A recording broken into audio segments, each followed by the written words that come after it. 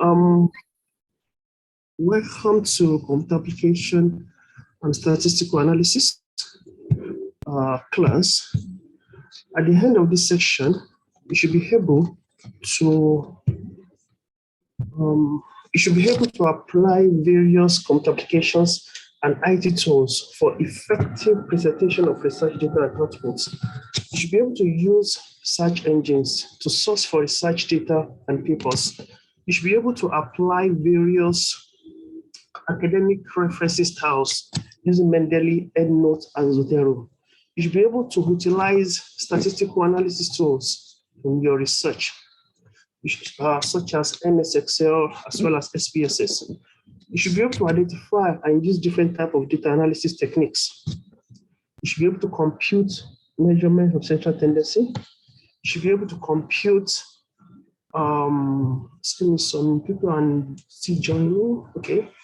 You should be able to compute normal distribution, t-test, chi-square test, ANOVA, as well as regression analysis.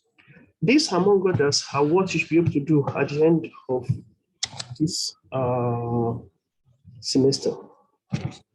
So, excuse me, sir. Your voice is not clear.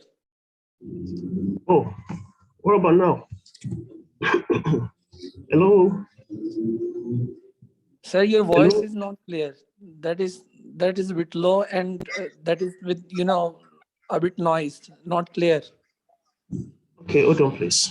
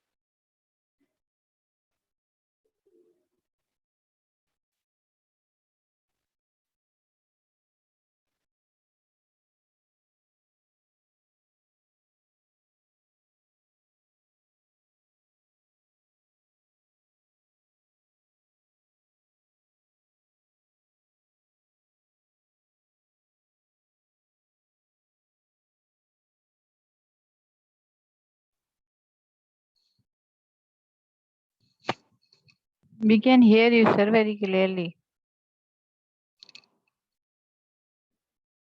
Okay, so my name is Yahya-Imam, Munir, Kolapo. I'm a Nigerian, and I have PhD in informatics from Malaysia University of Science and Technology. I have Master of Science in Information Technology, also from the same university, and I have Bachelor of Computer Science from Alikon University in Ilorin. And these are my email addresses. This is my personal email address, which is mk.yahya207@yahoo.com. And this is my official email ID, which is Munir@Lincoln.edu.my.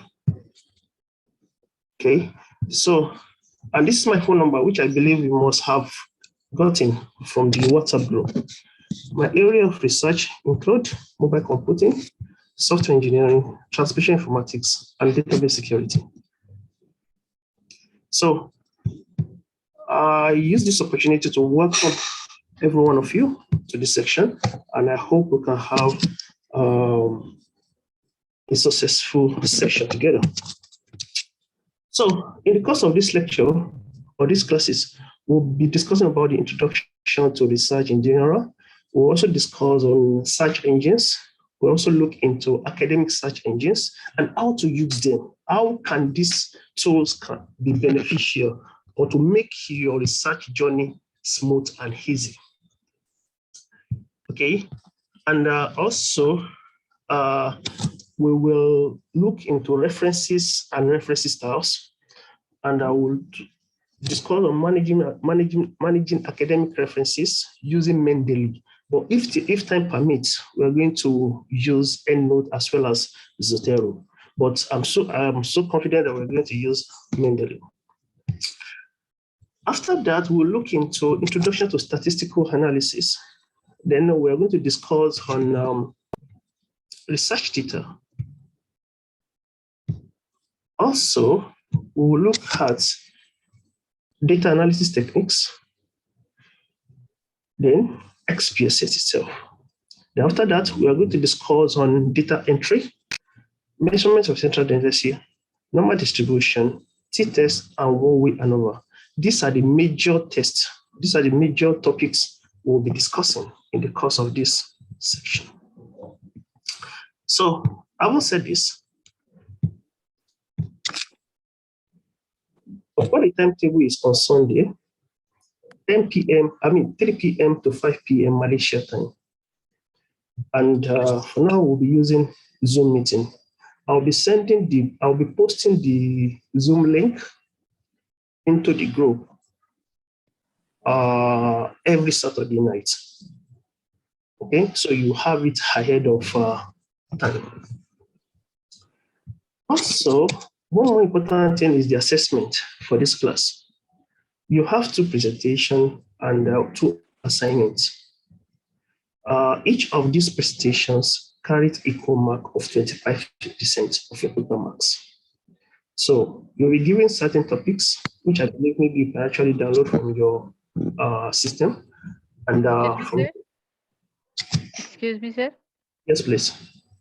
Yes, about the assignment on the portal, it is given the topic, but everyone write on the same topic, or it will be a different schedule around the topic to write about a paper or argumentative or descriptive. What type of the assignment is this?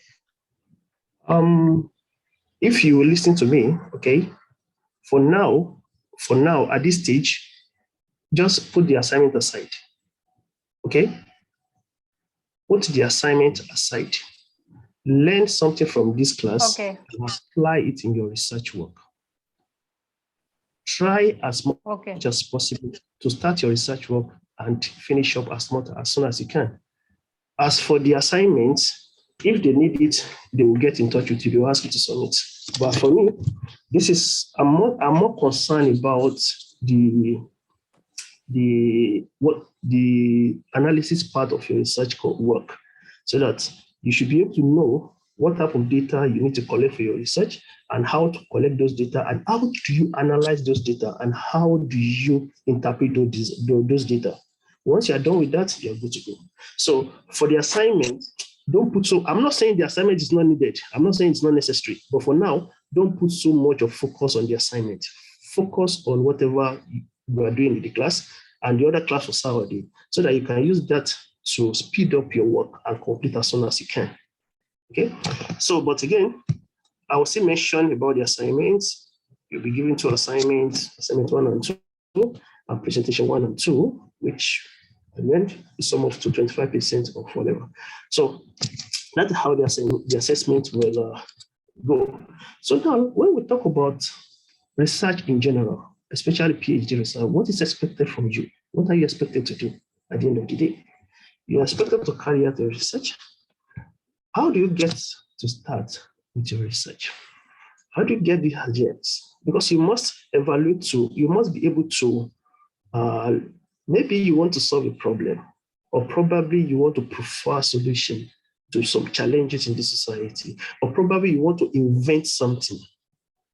Or even if you don't have idea, but you just want to have the PhD itself. How do you go about this? There are several ways to get that done. The first thing is you must have idea, whether you want to you want to invent something, or probably you want to solve a particular problem. Idea is essential. So, but again, if you don't have the idea, then literature is available for you to go through. That's the essence of reading all those research papers. If you're interested in a particular area, for example, you just have to go to that to read research articles in those areas and look at what authors have done, what researchers have done in those domains. Then also in every good papers, I'm talking to those who are finding it difficult to get ideas of what they actually want to research on. In every good papers, there is always a future research scope. Okay, in every good papers, you find that section here whereby the author of such paper will suggest or propose a future, a further research for that particular area. So from there, you can get idea of what to do. But anyway, once you get the idea, all you have to do is to read up in that particular area. Then after you read up, then you start your writing. Then while reading up, you may also need to discuss with your colleagues. You may need to gist with friends. You may need to gist with strangers, just for you to know that whether your idea is suitable or probably your view is you are on the same page. You're on the same page with those strangers. Because sometimes what we actually see as a problem in the society may not actually be a problem. So we are only seeing it from our own perspective. Another person's perspective may be different. So that is why you need to speak out. You need to discuss with people. You need to go to conferences. You need to attend seminars. You need to attend workshops. Then only then you'll be able to grant your theory, grant your research ideas. Then once you're done with that, you carry it out. You implement whatever you want to implement. And at the end of the day, you come out with the thesis. So once you come out with the thesis, then you get your work done. It's as simple as that. Okay. So now, I want to say this. When we say PhD, mostly the normal route to achieve this, of course, is to get your bachelor degree done. After your bachelor degree, you get your master's, even though then after your master's, you enroll for the PhD. That's the requirement in most universities, but not every university. Some university will tell you that once you have a bachelor degree and you have, let's say you have a first class in your bachelor degree, and with maybe some years of experience, you can actually enroll for PhD straight away. Some universities allow that. But in most cases, they will always require you to have a master's degree in a related field before you can enroll for PhD. This PhD of 18, what does it mean in the actual sense? PhD is a doctor of philosophy. So this doctor of philosophy is the highest university degree that is conferred after a course of study by universities in most countries. Okay, so some people are still joining, so now PhDs are awarded for programs across breadth of academic field. If you're in IELTS, if you're in sciences, if you're in computer science, if you're in business, if you're in arts, any field you have, there's always a PhD degree in each and every fields of study. So it is an academic degree that's focused on original research, data analysis, and the evaluation of theory. Some of this research work, you may not necessarily invent something, okay? Probably you look at the way things have been done, okay? Probably the way some people are getting some things done, and you think that, there should be a better way of getting things done, of doing this. Then you can pick it up as a research area. Then you can come out with a better solution to that particular issue. It's also a form of research. So anyway, this is a brief description of what PhD is all about. Now, how do you now achieve this? How do you achieve this PhD of 18? The first thing, you have to prepare your research proposal. Excuse me, who is drawing on my screen? This is supposed to be a PhD class, right? I don't experience these undergraduate classes. Why should you be drawing on my screen?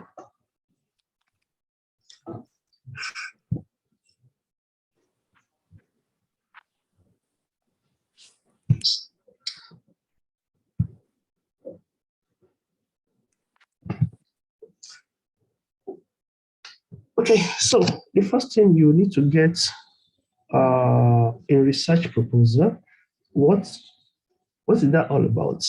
Meaning that you document what you actually want to do and how you want to do it And what are the motivation behind such decision, behind such research? Why do you want to do it? What actually motivated you to go into such research?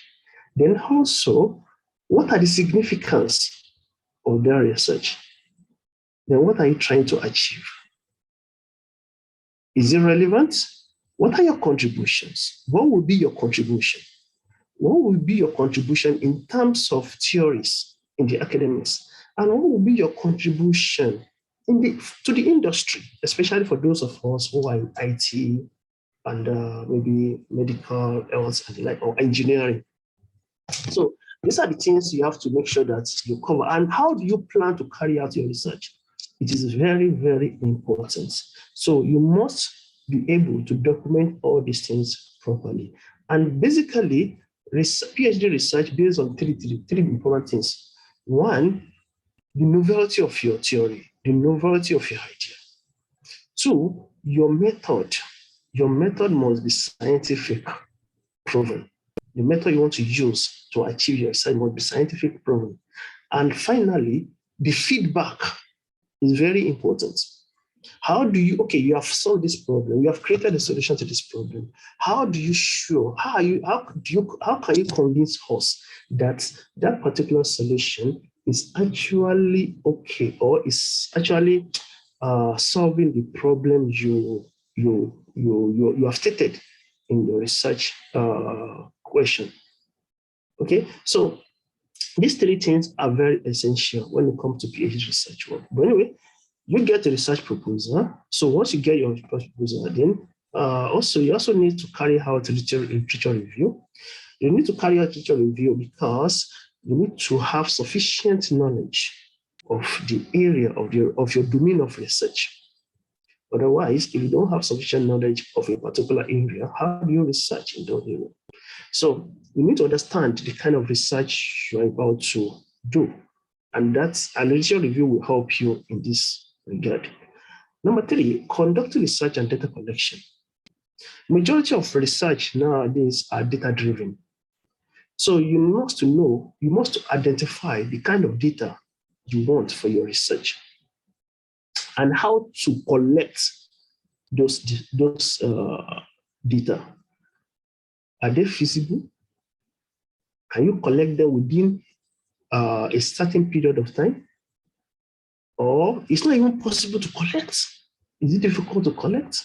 If it is difficult to collect, or if it's impossible to collect, then change your research. Okay? Otherwise, at the end of the day, you get frustrated, and at the end of the day, you won't be able to achieve your goal. So it will just be waste of energy, waste of resources, waste of effort. So it's better for you to do something that you have access to the data.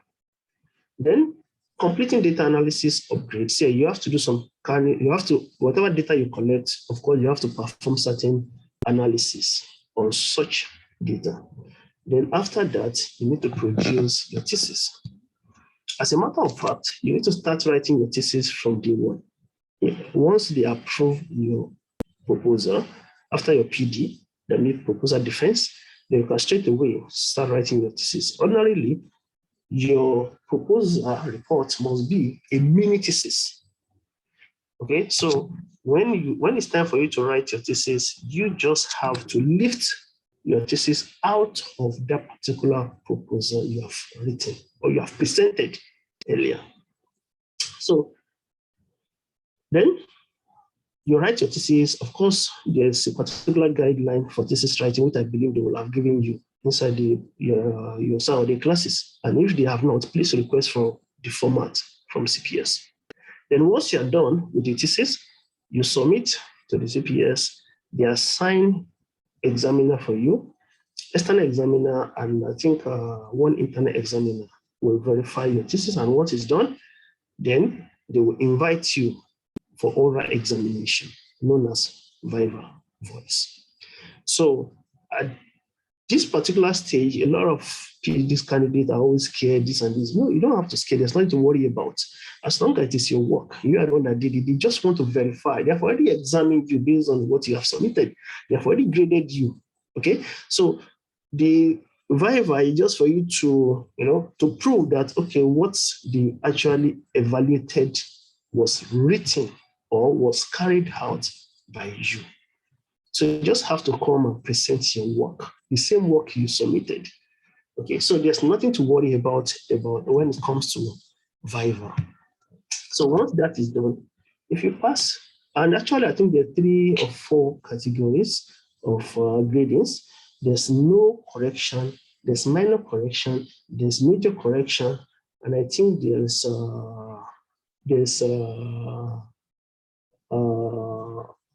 redo or fail, something like that. So, but in most cases, you hardly get no correction. You seldom have no correction. There will, even if it's just a comma, there will always be a correction for you to effect. But correction is okay. The major issue is to get the work done. So once you get your work done, then you're good to go.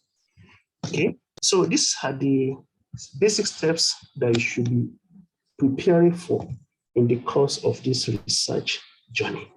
Okay. Now, like I said earlier, most universities will give PhD admission to master's holder. Only few universities will give a PhD admission to first degree, bachelor degree holder, because of probably he or she has a first class.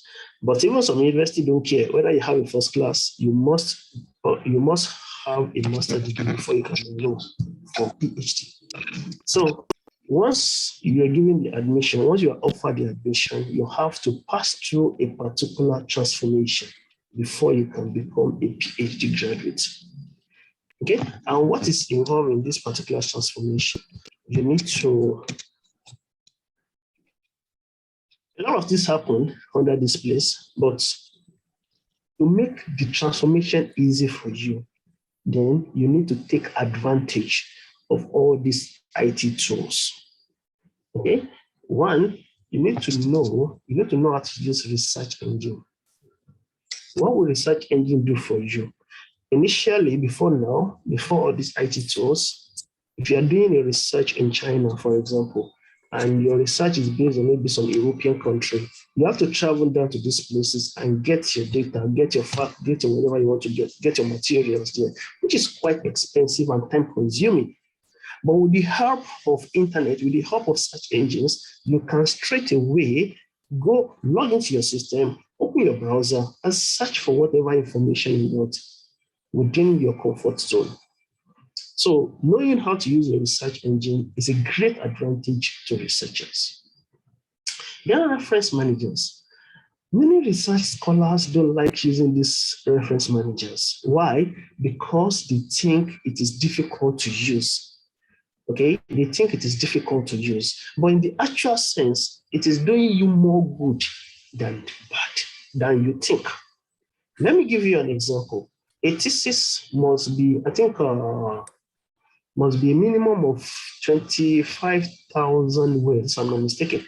Now, imagine you have a thesis of 200 pages or 300 pages, for example, depending on your field. So, in a situation of such, excuse me. So you have referenced some articles, you have referenced some papers during your writing. And suddenly you realize that that particular reference is not needed, or maybe it's obsolete, or it's not actually, or you get a better reference and you want to remove that one for some reason. You have not used a reference manager. And probably you have cited the same paper like 3 or 4 different places or 5 different places across your write-up. So meaning that you have to scroll down your 200 or 300 pages and check where that particular citation is made and remove them accordingly. Sometimes, due to human error, you may overlook some parts. And once you overlook some parts, if your examiner is going through your thesis, it will show that you are not actually consistent. And that will amount to some minor corrections that you have to do. Okay, so that's it. But if you use a reference manager, like Mendele, for example. All you have to do, once you delete that particular reference from your list of bibliography, it will update itself. It will update the 200 or 300 pages by itself. And you don't have to go from pages to pages before the update will happen. So that is why reference managers is a great tool for research scholars, which we'll be seeing how to use all these kind of things later. Then data collection tools. Before now, a lot of people, you do all this, although it also depends on the nature of your research. In some research, you may have to do this face-to-face, administering of questionnaires, all these things. But again, some research, you can distribute your questionnaire electronic way, or you can even get some data that have been collected earlier. So you just have to go there, download them, and use them for your research. Okay, so it depends on how you want to, but of course, if you use IT tools to collect your data, it will speed up your work and it will also improve your accuracy.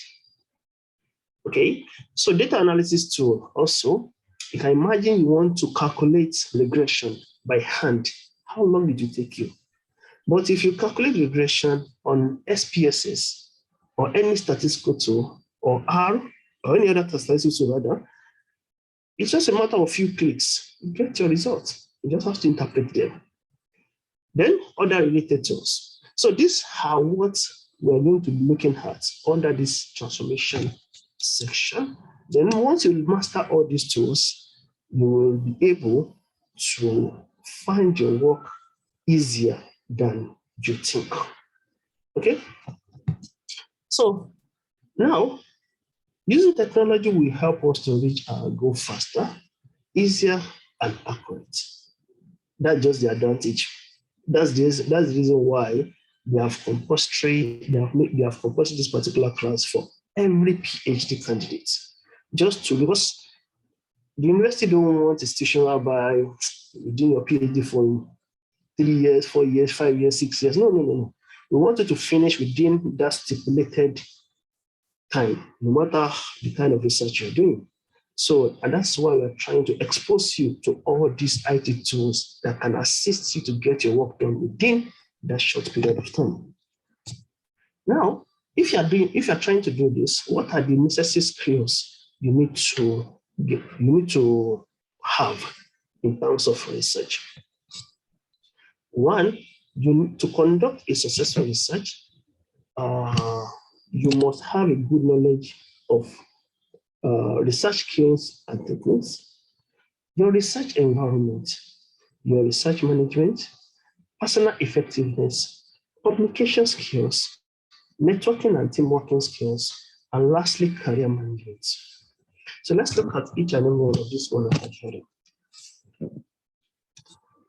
Now, when we talk of research skills and technique, you must be able to recognize your research problem. Like I said earlier, how do you get this research problem? It's either you have an idea that you want to research on, or you see certain issue around you and you think it should be done in a better way. Or probably you just want to have the PhD, but you don't know how to go about it because the PhD must have something you want to research on. So how do you do that? You can straight away check existing literatures.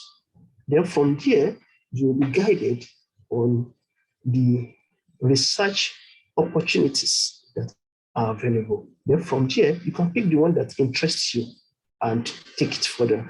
And since there's an existing article in that area, it will be easier for you to even build on. Okay, it will be easier for you to even build on to continue because the existing author will have done some kind of background study, which will have been documented inside that particular paper where you get that ITF from. Then from there, you just have to build on it, then take the research further. Then critical thinking.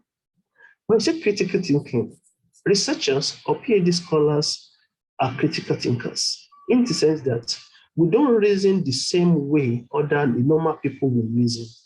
you have to reason in such a way that it favors you.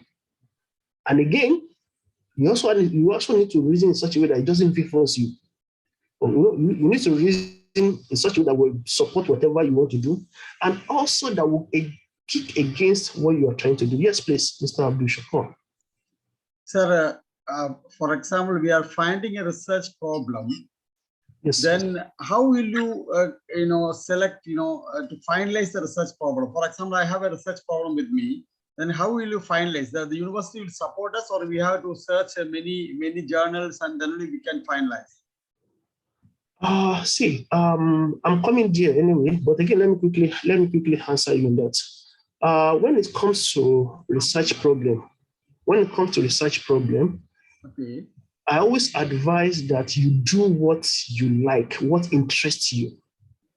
Okay, good. You know why? The reason why is that at the end, during the journey, it will get to a point whereby you want to back off.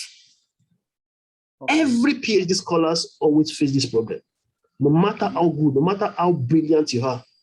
When they get, even the professors in the university, when they are doing some research, when they get to a certain stage, they always feel like backing off, not talk of scholar. So if you are doing something that you are the one that chose it, you will do it with full passion. And when you do it with full passion, that passion is what will be pushing you at that stage. But if you listen, because I've seen a situation whereby many candidates will come and they will meet your supervisor, they'll meet their supervisors, please suggest a research topic for me or research problem for me. They will suggest for you, quite okay, but they will only suggest for you based on their own ideology. Okay. And always remember that they will not do it for you. Oh. So it is always better for you to do what you are into, what you have passion for.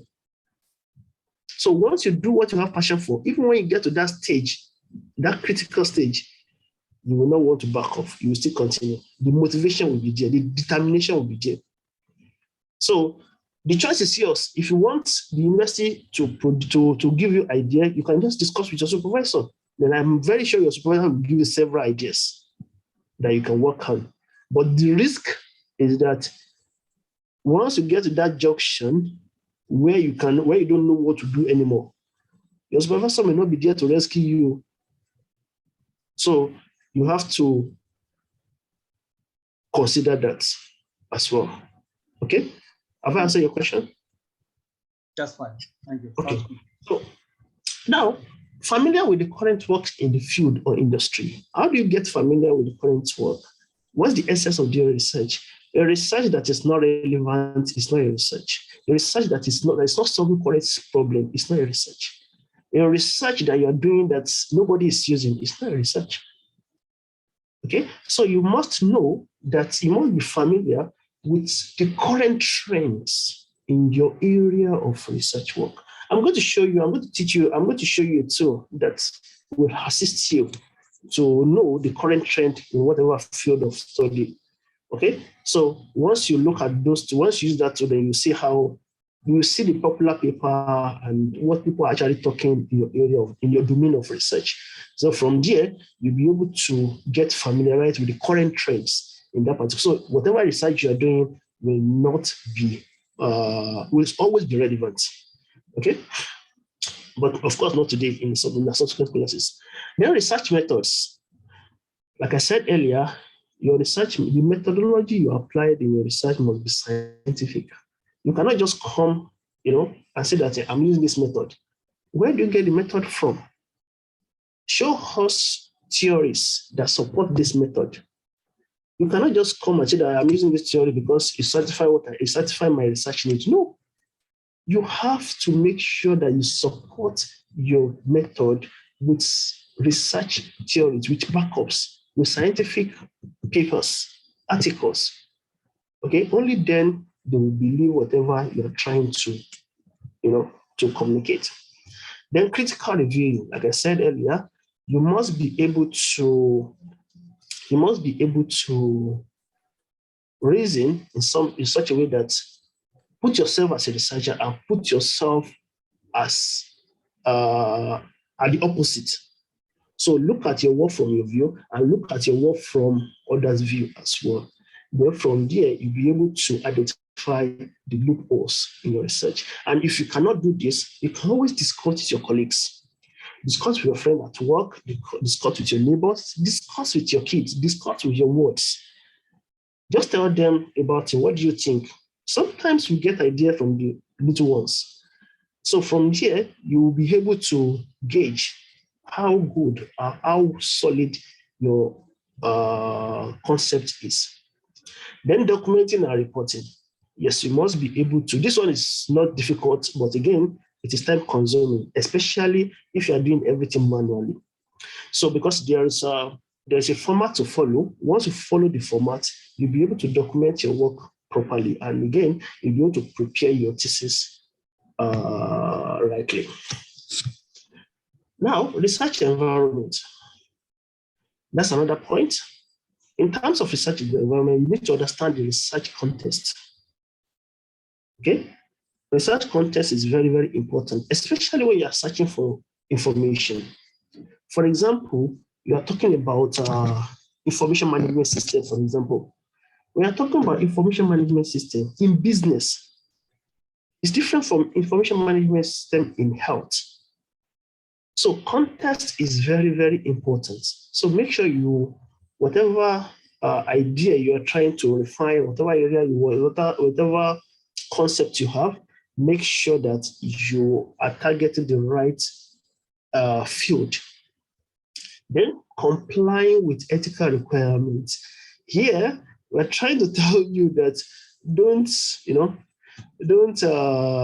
try to, don't lie.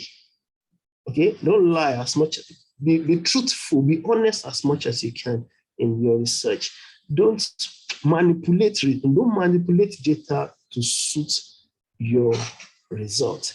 If your research doesn't turn out the way you want it, it's okay. All you have to do is to report the reason why it's not. And you can put that as a further research for anybody that wants to pick up the research. Okay, it's, as a matter of fact, it's a research opportunity for other upcoming scholars. So if you did not get your results done, it's not a problem. Just make sure that you report it the way it is. You don't have to manipulate your research, your data in order for you to get what you want. So of course, you need to follow good research practice, which I believe they will expose it to you in your Saturday classes. And also you can get some ideas about this from your supervisor as well. So comply with health and safety legislation. So here, whenever, especially when it's come for those of course that will be collecting field data, whereby you have to go to the field to collect some data regarding your research, make sure that you comply with health and say your safety first. So, and again, understanding research funding and evaluation. Yeah, some research are funded, so it may be of additional advantage for you to explore these areas, which the university will be showing you in a short while. I think the university is going to organize grant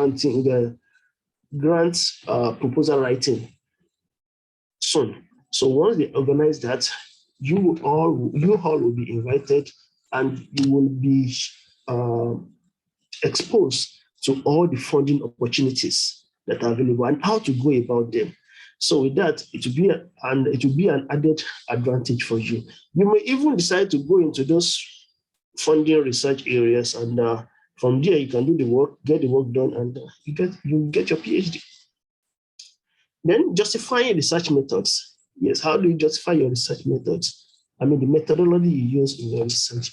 There, you have to make sure that you have sufficient scientific papers to support whatever method you have used in your research, especially if the method you're using is not popular, it's not common. So you must make sure that you have sufficient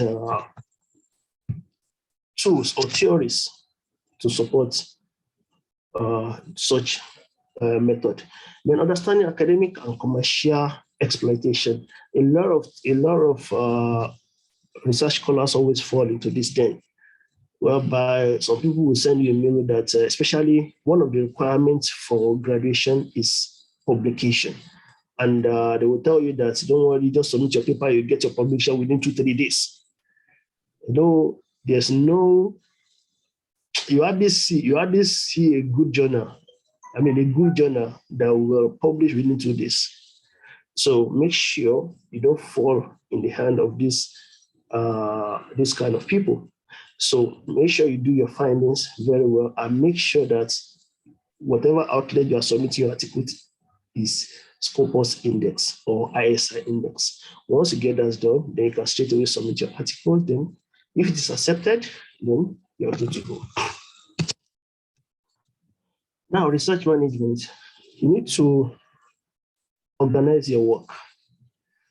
Those days, what I always tell my colleagues is that whenever you want to, when I was doing my PhD, I always have a jotter whereby I always jot down whatever idea that comes to my mind.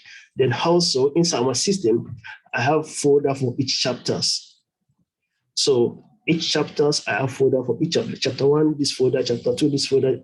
So whatever file I have for chapter 1 will be inside chapter 1 folder. Whatever file I have for chapter 2 will be inside chapter 2 folder, and so on. So if there is any articles I got for chapter 1, I put it inside chapter 1. And if I still use that same article in chapter 2, I will make a copy of it and put it in chapter 2. So organizing your work is very, very important, because if you don't organize it well, at a point you get confused. Don't forget, it's not getting easier, it's getting tougher, but it depends on how you manage it. If you manage it well, it may actually be tough. But if you don't manage it well, it may be really, really difficult. So information management, so it's also going along with the way you manage your work. So if you get some kind of a particular research paper for a particular section, create a section for that paper and put it there. Or Mendeley, for example, you can create several sections on Mendeley software, whereby the paper or the articles you want to use for your chapter 1 or a section of your chapter 1 or a section of your chapter 2 can always be created and put inside a particular directory on your Mendeley. So with that, you don't really have any problem. If you want to, let's say you are working on your chapter 1 now under your problem statement, and you suddenly find a paper that will be useful for your chapter 3, then you can just create a section for chapter 3 and put that paper there, so that when you get to that chapter 3, the paper is already waiting for you at that stage. You just go there, then you make use of it. But if you just ignore and think that, okay, when I get chapter 3, I'll come back to this place, before you get to chapter 3, you may have forgotten. So that is why you have to know how to manage all those information. Then using information sources, such as I think the most common one is Google Scholar. Google Scholar, for those who are in medical, we have PubMed and the likes. So all this information, you have to be familiar with them so that you can get abundant materials for your research. And lastly, using IT tools. This is the best. If you want to, yes, it's not a must that you must use IT tool. There's no law that says that you must use IT tool. But if you really want to finish on time and you want to go smoothly, it's better for you to use IT tools, because it's easy to make your work easy, to make your life easier than if you do it manually. Now, personal effectiveness. You have to understand that in this research journey, it's not just about what you know at the moment. You should be open to new knowledge, new skills. Okay, so you should make yourself open to, okay, you are here to learn. Okay, because you discover a lot of things. So it now depends on how you prepare yourself, that whether you want to accept or not. So you have to make sure that you get yourself, train your mindset that, okay, you are ready to learn, you are here to learn. So with that, you'll be able to grasp a lot of information and knowledge. Then creativity and innovation. Whatever idea you see, you should think about how to transform such idea. Okay, you should think on how to transform such idea. How can those ideas be done in a better way? Okay, so you must be creative as much as you can. Then flexibility and open-mindedness.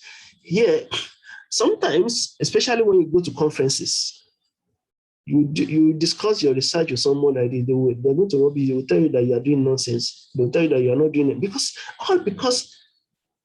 probably they don't understand what you're trying to tell them, or probably they're not actually interested. But some people will not just support you. You get it? So you have to get prepared with all these kind of things. So whenever such happen, you don't have to get discouraged. I know it's painful, but you don't have to get discouraged. Just move on. And again, while discussing with some people, they will tell you that they will be paying attention. Please mute yourself. So they will pay attention. Then at the end of the day,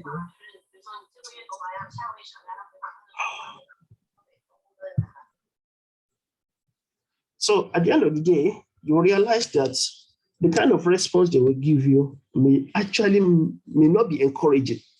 So you need to get yourself prepared for all these kind of challenges during this journey.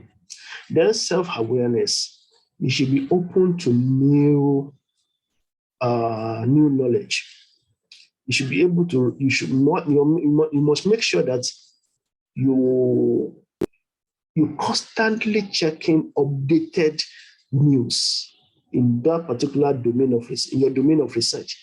Maybe you are reading newspapers, you're reading new articles, probably you subscribe to a particular database, or you subscribe to a particular platform or forum, internet forums, whereby they keep on updating, they keep on posting new things in that particular area.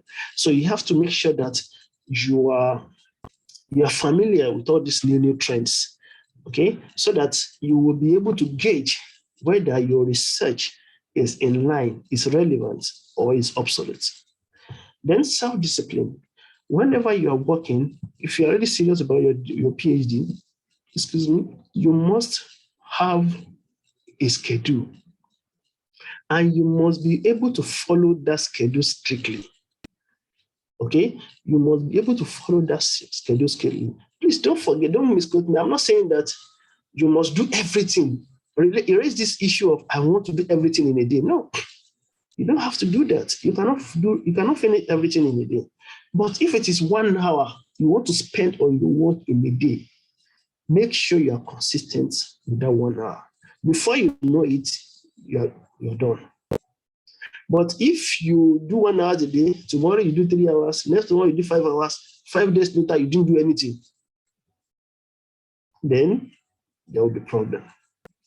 So it's better for you to do just 1 hour and be consistent with it than be doing 2 hours, 3 hours, 4 hours, and then stop again, then pick up again, do 1 hour, 2 hours, So make sure that this issue of self-discipline is taken seriously.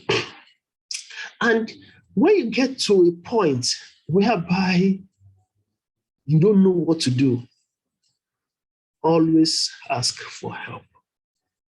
Always ask your colleagues. Nobody knows it all.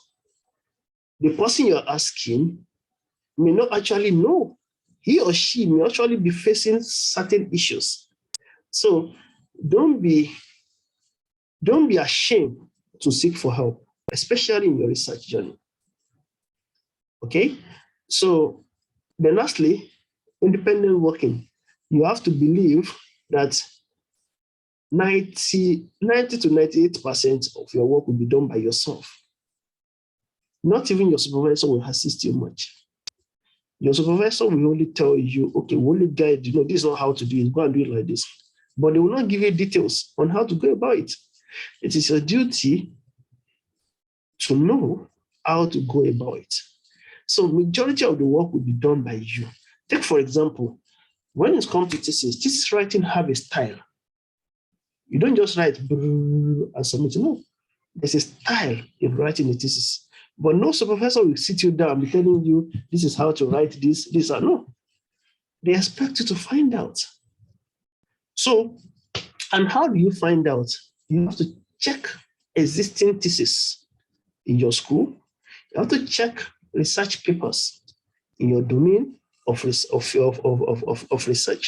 Then from there, you understand how theses are being written. So from there, you'll be able to build up this confidence and know how to get things done. But if you think that my supervisor is there for me and you rely on your supervisor, believe me, you will never get your work done. Okay? Because your supervisor is not there to do the work for you. It is your work, not your supervisor's work.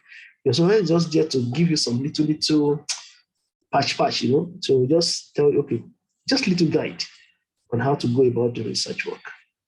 Okay, so this the point of note under personal effectiveness. Now, communication skills. Like I said earlier, the way we write thesis is different from the way we write just ordinary article. So you must develop academic writing skill. You must develop academic writing skill. And how do you develop that? You need to check existing articles. Look at the styles. Look at the structure. How those sentences fit into each other. How those words fit into each other.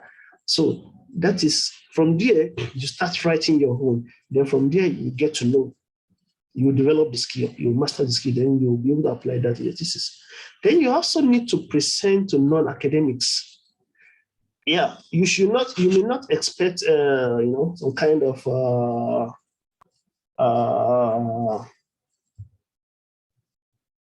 good response like that, okay? Because they may not actually understand. They will be seeing it from, especially those from the field. Those from the field are not really strong in terms of research like that, like academics. So they will only be looking at it. They will be looking at applicability of your work. So, and that will help you in the area of your contribution. Because remember, contribution is two ways, like I said earlier, academic contribution and field contribution. So when you present your work to these non-academic people, especially those from the field, they will think of how your work will benefit them. Okay? So from there, you'll be able to integrate the ideas into your work. So that is why, and when you are present, you have a lot of contributions to present, because contribution is one of the critical parts of one of the important parts of your thesis. So then also, you also need to present in the academics. Also for you to know what academics require from you. So, and that's why you have to go to all these conferences, seminars, workshops, and present your work. Then, promotion of public understanding. It's not important that you must go. You may just go to, let's say, you can attend some school's colloquium, for example, or even conferences still. It's not necessary that you must go there to present. You can just go there as a listener. Then, maybe during a short break, probably you see a particular presenter interests you. You can straight away walk on to that presenter and discuss about your research with such presenter. Then from there, you will hear their view about your work. And as they are saying, you try to document their views. Then when you come back, try to implement those that you think are actually necessary. Not all the ideas will be necessary. Not all the ideas will be relevant, actually. So you look at the ones that are relevant, then you implement in your work. Then teaching, mentoring, and demonstrating. You can, especially for those of us who are in academics, you can gather some of your students and talk to them about your research. Then hear feedback from them. Then from there, you will be able to polish your presentation skill. And from there, you are actually preparing yourself towards your viva. So because the way you present to them there is the same way you're going to present at the Viva section. Because at the Viva section, after you have mentioned, you have established your problem, you have established your research background and everything, you have to let us know your methodology and what you have achieved, and also how does your research benefit the industry as well as the academics. So you will get all these things if you have engaged all these kind of people in the past. So these are the 3 points you need to note on the communication skill. Now, having said this, networking and team working skill, you need to learn how to build relationship and networks, especially when you go to conferences, seminars. Some people, you may come across people who are actually doing the same research just like you. Then from there, you can work together to do the same work, Then from there, you can share ideas.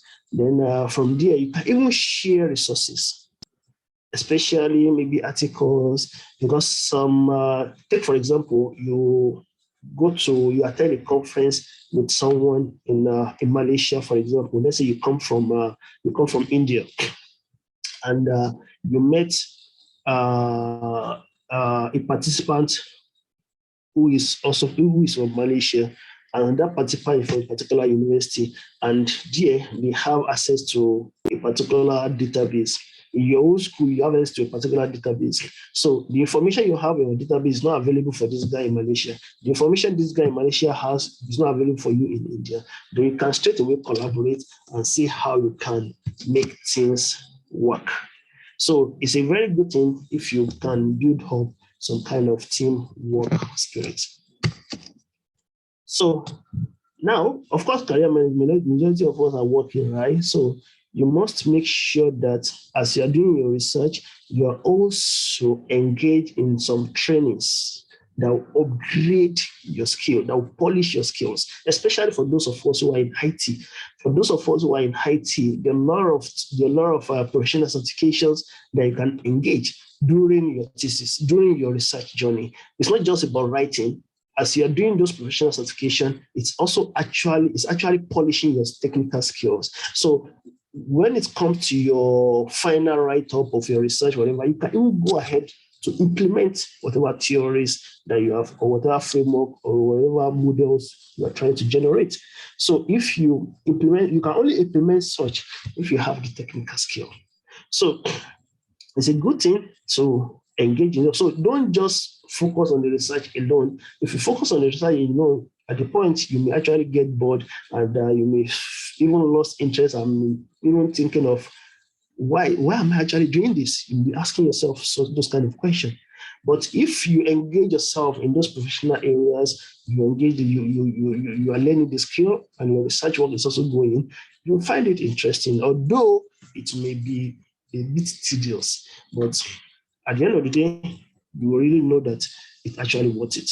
Then planning your career progression. Of course, when you do the training, you know that you know what you need. Okay, maybe you are doing this to get some kind of appraisal, or probably you are trying to, depending on your goal, your reason why you're doing the PhD anyway, will determine the kind of professional trainings you will engage in, and also depend on your field. Then also identifying transferable skill and presenting yourself to employers. So if you have all the skills plus your research, then you will always have upper hand from those who doesn't have, especially if you still want to work for someone at the end of the PhD program, because PhD will equip you with a lot of knowledge to the extent that you believe that nothing is impossible. Okay, you will believe that you will tell yourself that there's nothing you cannot do. That's one of the transformation results when it comes to PhD. So it will straighten your mind. You believe that there's nothing you cannot do. So, but it all depends on how you have prepared yourself. Now, having said all this, in this class, we'll be using these following tools: Mendeley, EndNote, Zotero, SPSS, and MX Excel. MS Excel, I know majority of us have from MS Office Suite. But if you don't have, please try to install so that when we get to that stage, you will not be left out. For Mendeley, I'm going to walk you through the process of installing Mendeley. That's the next section we'll be moving on now. But if you have installed it before, please just keep. When the time comes, we are going to make use of it. Okay, EndNote and Zotero, I'm not sure whether we're going to use or not. It depends on time. If you have enough time, and depending on how fast we're able to move, then I'll see whether we need to. Otherwise, we just stick with Mendeley. SPSS, I'm going to show you how to do the installation, maybe in the next class or two. So from there, you'll see. At least I will give you the installation process, installation guide, 2 or 3 weeks before we go into the topic itself.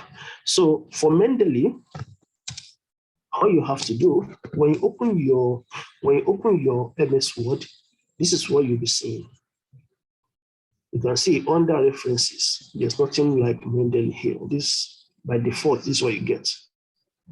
Okay, so to install Mendeley, all you have to do is to follow the steps here. So the first step, for step 1, all you have to do, you go to this link. Okay, once you open this link, then you click on create accounts. Okay, once you click on create accounts, that will bring you here. Here, I have actually created an account before now, but if you don't have, all you have to do is just to sign up. It will ask you to enter your name, your email, blah, blah, blah. So that's all you have to do. So once you are done, a link will be sent to that email. Once you click on that link, it will bring you here. Okay? So once it brings you here, so you just click on this button called accept and continue. As long as the name and your email ID is the same as the one I used to sign up. So once you do that, it will ask you to enter your password. So you enter your password and you click on confirm password. So once you click on confirm password, then here you're going to see this message. So all you have to do is click on continue to Mendeley. So once you click on continue to Mendeley, this will bring you here. So if you notice something here, you realize that I've already logged in on my Mendeley. You see, but I need to download and install this Mendeley Reference Manager on my system. So you click on this download Mendeley Reference Manager, okay? Or you can just click on this place, this name. Then you're going to see a link to download this same guy. But since it's available here, you can straight away just click on Mendeley Reference Manager here. So once you click on this one, this will bring you here, okay? So just click on, depending on what if you're using Mac, you click on for Mac. If you're using Linux, you click on for Linux. But because I'm using Windows, you click on download now for Windows. Okay, so once you click on download now for Windows, that will bring you here. You see that the download will begin. And you see something like this. So depending on your internet speed, if your internet is okay, if your speed of internet is okay, then it will in less than a few seconds or 1 minute, you should be able to complete the downloading. So once the download is complete, you see something like this. Okay, so all you have to do is to click on this button, on this icon. So this downloaded file. So once you click on this file, this page will open. Okay. So for me, choose whichever one that suits you, but for me, I want this is just for only me. So I click install. So once you click install, then you see that the installation will begin. So once the installation is done, you can click on, make sure that this is checked. Okay, then click finish. So once you click finish, then this page will open. When this page opens, all you have to do, you enter your email address. So once you enter email address, you click continue. Once you click continue, this will bring you here. So the email address you enter here will be displayed at the top here. So you need to enter your password. So once you enter your password, you need to click on sign in button. So once you click on sign in button, then this will open your Mendeley Reference Manager. In your own case, you may not have any article because you are installing for fresh. But if you have some articles in your system, it's going to just import those articles into this particular environment. Okay, so once you are done, but if you don't have anything, it's fine. I'm going to walk you through how to build your library, how to make use of this. But I just want you to install it earlier, ahead of time, so that when we get there, we will not have to invest in our time to do some kind of installation. So now we have successfully installed our Mendeley Reference Manager. So the next thing now is to connect this guy to our MS Word, because we need it inside the MS Word itself. Okay, so what do we do to get this done? You click on these tools. Among these tabs, you can see Files, Edit, Tools, and Help. So you click on Tools. When you click on Tools, you have three options. One is Install Mendeley Web Importer. The other one is Install Mendeley Site for Microsoft Word. And the last one is Search for Articles Online. So you just click on Install Mendeley Site for Microsoft Word. Okay, once you click on this will bring you here. Okay, so all you have to do is to click on Get It Now. So once you click on Get It Now, this will take you to this place. Now, you need to enter your email ID in here.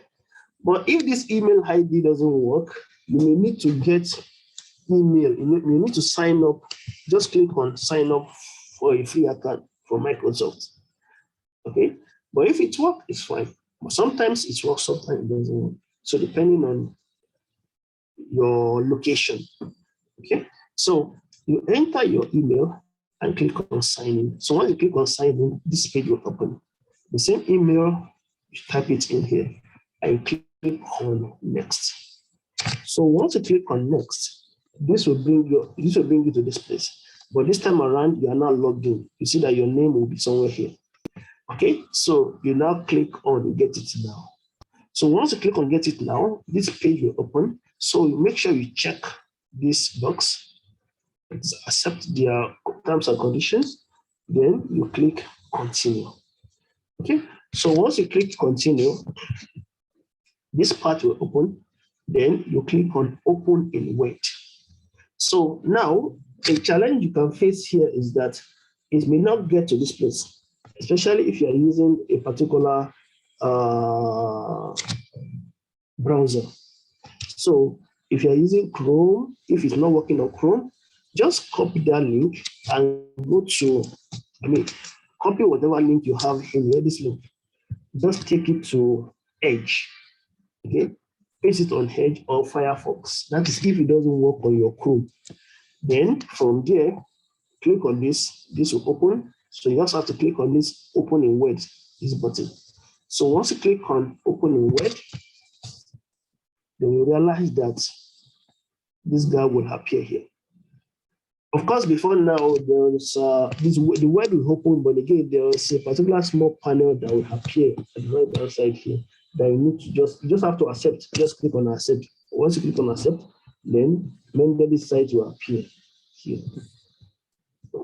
So that is how to add Mendeley to your word. Okay, so if you click on this Mendeley, you see all the articles I have inside my Mendeley Reference Manager will be displayed here. So if I want to cite any of these, I can straight away just pick it up, just check it and insert it into my writing. Okay, so we're going to see how to work with this, but first of all, try to do the installation. Okay, and this concludes the installation process. Of course, we learn how to use the tool in our subsequent classes.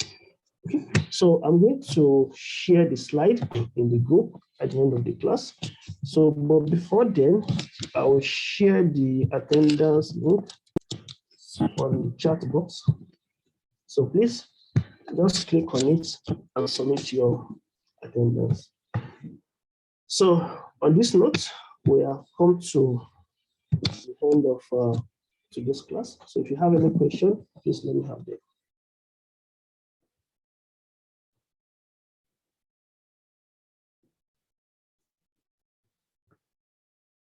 Okay, so in the absence of none, I'm going to share the notes inside the group. So please go through and try to, yes, please.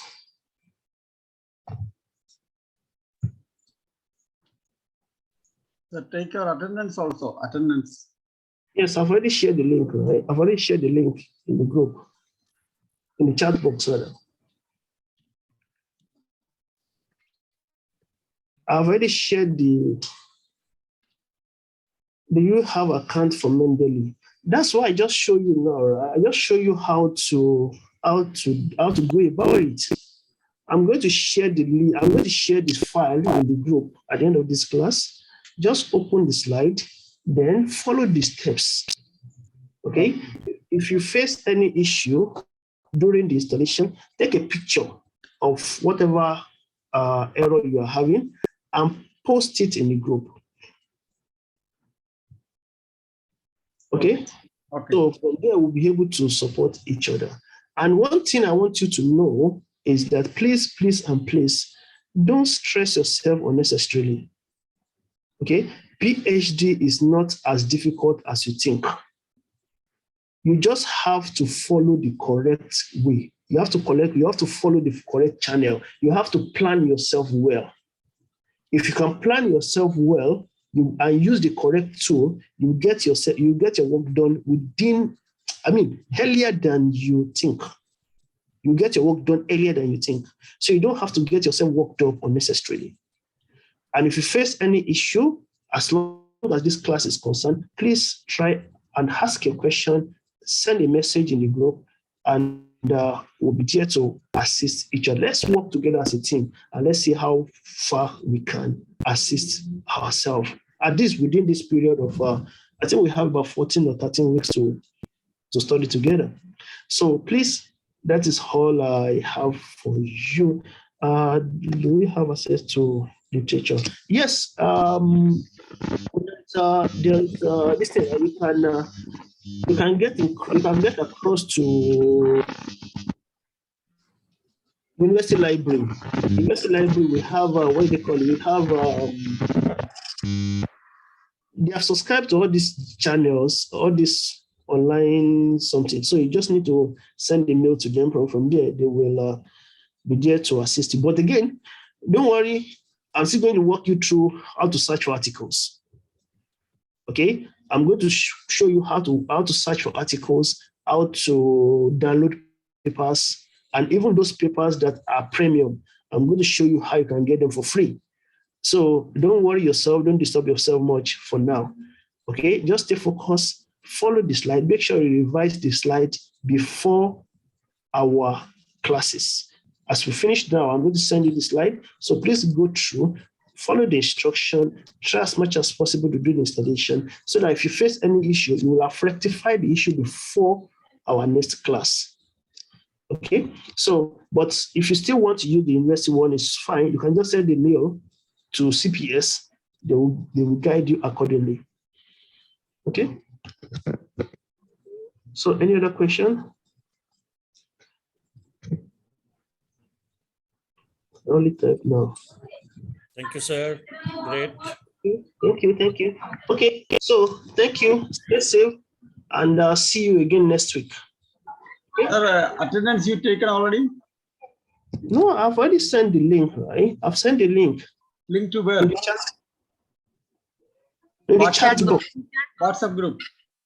Chat box. In the chat box. There is Google from chat. Okay, I'm sending again. Okay. That is the link in the chat box. Now I know it. So just click on it and fill up your attendance.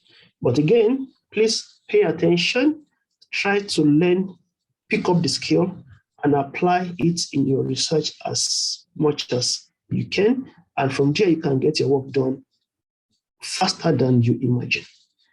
Okay, so thank you. Stay safe. I'll see you again next week. Bye. Thank you. Thank you, sir. Thank Thank you, you. sir. So, Bye. bye. Sir. Thank you very much, sir.